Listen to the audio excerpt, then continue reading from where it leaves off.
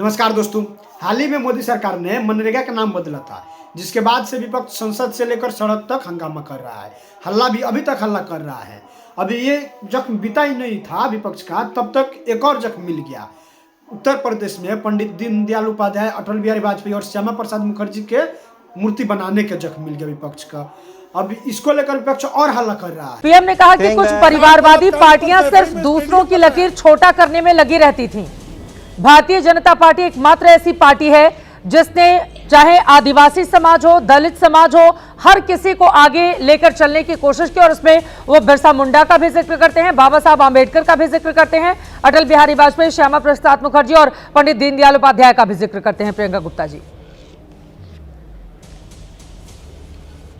देखिए, सबसे पहले तो यही कहना चाहूंगी कि जिन आदिवासियों की वो बात करते हैं, उनके घर, जंगल, जमीन, जल कौन छीन रहा है, ये सबको पता है। किस तरीके से अरावली छीनी जा रही है, वो सबको पता है। पर हकीकत ये है कि ये महापुरुष जो ये स्टेचू लगाए गए हैं, ये हुकूमत के महापुरुष है, ये राष्ट्र के महापुरुष नहीं। क्योंकि अगर राष्ट्र के महापुरुष होते तो राष्ट्र निर्माण में इनका योगदान होता। आप बताइए, श्यामा प्रसाद मुखर्जी का क्या योगदान है?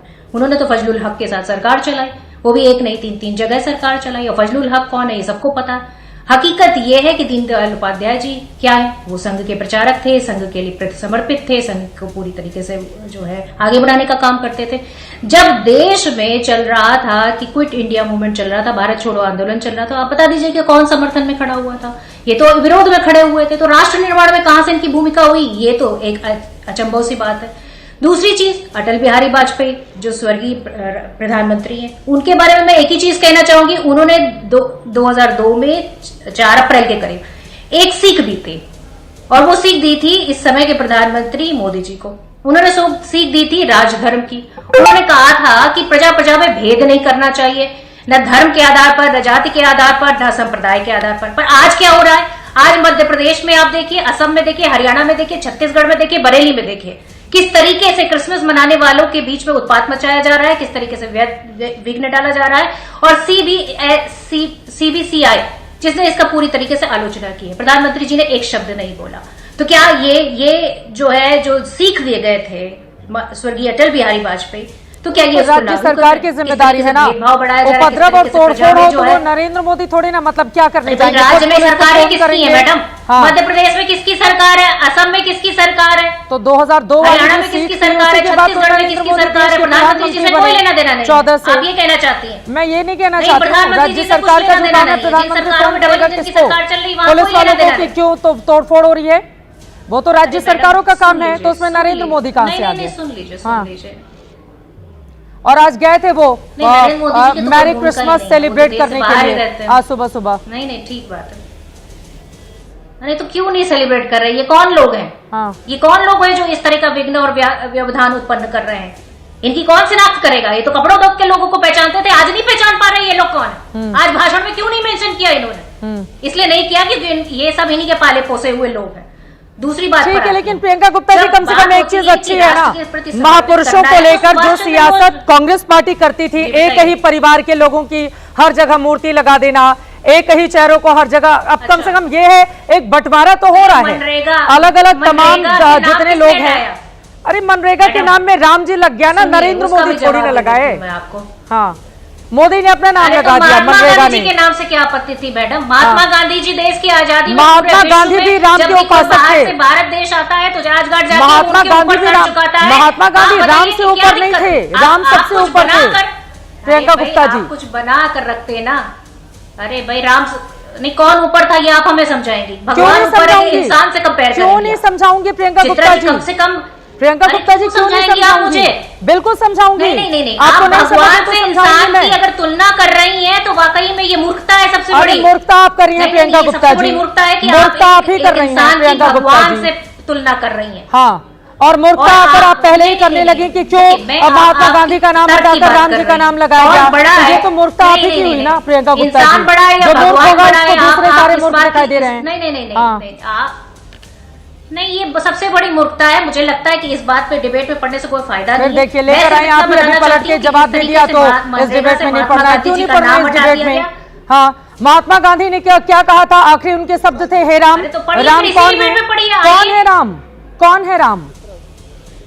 नहीं तो आप बताइए, महात्मा गांधी के नाम से आपत्ति क्या थी, यही बता दीजिए आप। हाँ, आपको आपत्ति है तो महात्मा गांधी के नाम से किसी को आपत्ति नहीं है। महात्मा गांधी के नाम पर साल 2009 तक सिर्फ 3 योजनाएं थी प्रियंका गुप्ता जी।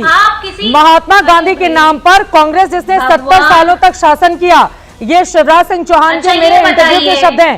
उन्होंने कहा 400 से ज्यादा नाम नेहरू गांधी परिवार के नाम पर रखे गए। महात्मा गांधी के नाम पर 3 योजनाएं साल 2009 तक थी, और जब 2005 में आप लोग नरेगा लेकर आए थे, उसके बाद जब चुनाव देखा 2009 में, तब आप लोग मनरेगा लेकर आए। तो 70 सालों तक अगर कांग्रेस ने राज किया तो महात्मा गांधी के नाम से क्या आपत्ति थी कि 400 अपने खानदान के नाम पर रखा और 3 महात्मा गांधी के नाम पर रखा? भगत सिंह से आपत्ति थी, हाँ, सुभाष चंद्र बोस जी से आपत्ति थी, किससे आपत्ति है? एक नाम बताइए भगत सिंह के नाम पर कौन सी योजना चलाई? कांग्रेस ने कौन सी योजना चलाई भगत सिंह के नाम पर? ये उनका इतिहास मिटाना चाहते हैं। कौन सी योजना चलाई भगत सिंह के नाम पर कांग्रेस ने? स्थापक की क्या भूमिका है? हाँ, नहीं तो भगवान राम की मूर्ति क्यों नहीं लगाई? लगा देते भगवान राम की मूर्ति, क्यों संसद के स्थापक की मूर्ति लगा दी? क्यों वहां पर दीनदयाल जी की मूर्ति लगा दी? क्यों वहां पे जो है श्यामा प्रसाद मुखर्जी की मूर्ति लगा दी? वो भगवान से ऊपर है क्या? उनकी मूर्ति लगवा देंगे आप? हाँ। वो भगवान से ऊपर हो गए। हकीकत ये है कि आपके पास सवालों के जवाब नहीं है और आप सुनना भी नहीं चाहती। जब बोलिए बोलिए प्रेम शुक्ला जी, वो कह रहे हैं कि राम जी की मूर्ति क्यों नहीं लगा दी लखनऊ में, क्यों आप इन लोगों की मूर्ति लगाने गए? इसका आप जवाब दे दीजिए सिंबकार जी, उसके बाद मैं फौरन आपके पास आऊंगी। हमारे साथ अरुण राजभर भी हैं। अरुण जी आपके पास भी आ रही हूँ, पहले प्रेम शुक्ला जी। कांग्रेस के बाबरीवाद की छाती पर चढ़कर अयोध्या में भव्य दिव्य राम का मंदिर बन गया। उस राम लला के दर्शन करने की भी जाने की हिम्मत नहीं। भगत सिंह का नाम क्यों नहीं लेते आप? बात करेंगे भाई, सुभाष चंद्र बोस का नाम क्यों नहीं लेते आप? तो राम को काल्पनिक है। क्या दिक्कत है इनको? बदतमीजी नहीं, बदतमीजी नहीं, बीच में बदतमीजी नहीं। आपको दिक्कत है, मानसिक समस्या तो सुननी पड़ेगी आपको। मानसिक अगर बदतमीजी लगती है तो ये बदतमीजी ही सही, पर सवाल पूछे जाएंगे, आपको जवाब देने पड़ेंगे कि क्या आपत्ति थी आपको सुभाष चंद्र बोस जी के नाम से, क्या आपत्ति थी आपको भगत सिंह के नाम से, क्या आपत्ति थी? बता दीजिए आप। अत्याचार की शिकार है क्या आपत्ति? बता दीजिए। चित्रा जी, मैं ऐसे मूर्खों से बहस नहीं, ऐसे शब्द इस्तेमाल नहीं करेंगे। मैं तो उनके पास अपने उनके बीच में नहीं बोल रहा था, वही सब आपको नहीं बोलेंगे। कौन सी पार्टी के लेता है? बोले जल्दी से बोल रही थी, जल्दी से नहीं बोलेंगे, बोलिए। मैं उनके बीच में एक शब्द नहीं बोला, नहीं बोलेंगे वो आपके बीच में। मैं उनके बीच में एक शब्द नहीं बोला। उनका तो लगातार प्रभु रामचंद्र जी का भव्य दिव्य मंदिर का निर्माण हुआ। पूरी तरह से श्री राम लला वहां पर जिस गौरव से विराजमान है, 500 वर्षों के काले इतिहास को मिटाकर स्वर्णाक्षरों में प्रभु रामचंद्र जी का नाम लिखने का कार्य अगर किसी ने किया तो आदरणीय नरेंद्र मोदी जी की सरकार ने किया। भारत में रामराज स्थापित करने की दिशा में अंतिम व्यक्ति को सशक्त करने का काम किसी ने किया तो आदरणीय नरेंद्र मोदी जी के नेतृत्व में हुआ। ठीक है। ये तो राम को काल्पनिक कहते थे। हाँ। ये तो कहते थे राम किस घर में पैदा हुए, 10,000 कमरों का महल था, कहाँ पैदा हुए? अब इनको पता लग गया ना कहाँ पैदा हुए थे, पूरी दुनिया को पता लग गया कहाँ पैदा हुए थे। और अयोध्या का जिस तरह से गौरव स्थापित हुआ है, विश्व के मानचित्र पर अयोध्या जो है चमचमा रही है। ये काम जो है नरेंद्र मोदी जी के आज ही की तारीख में पिछले महीने ही हमने देखा ध्वजारोहण का कार्यक्रम, लेकिन आप लोग बड़ा निशाना साधते थे कांग्रेस पार्टी पर, ये मूर्ति लगाते हैं, उनकी मूर्ति लगाते हैं। अब आपने भी वही मूर्ति वाली सियासत शुरू कर दी ना प्रेम शुक्ला जी। उनकी मूर्तियों पर तो बड़ा निशाना साधते थे। देखिए पंडित नेहरू की मूर्ति लगा दी, इंदिरा गांधी की मूर्ति, राजीव गांधी की मूर्ति, अब फिर आप अपने लोगों की मूर्ति लेकर आ गए। नहीं, वो महापुरुषों की मूर्ति हम लगा रहे, मोदी जी अपने पिताजी की मूर्ति नहीं लगा रहे। हाँ, इन्होंने अपने माता पिता की मूर्तियां सिर्फ लगाई। ठीक है। नेहरू जी ने स्वयं को भारत रत्न दिया, इंदिरा जी ने स्वयं को भारत रत्न दिया, सोनिया जी ने राजीव गांधी को भारत रत्न दे दिया, सोनिया जी ने राजीव गांधी की मूर्तियां लगाई, राजीव गांधी ने इंदिरा जी की लगाई, इंदिरा जी ने नेहरू जी की लगाई, इन्होंने अपने परिजनों की लगाई। महात्मा गांधी के भी लीक नहीं किया। भगत सिंह के नाम पर कौन सी मूर्ति लगाई? खत्म, bye bye, tata, good bye.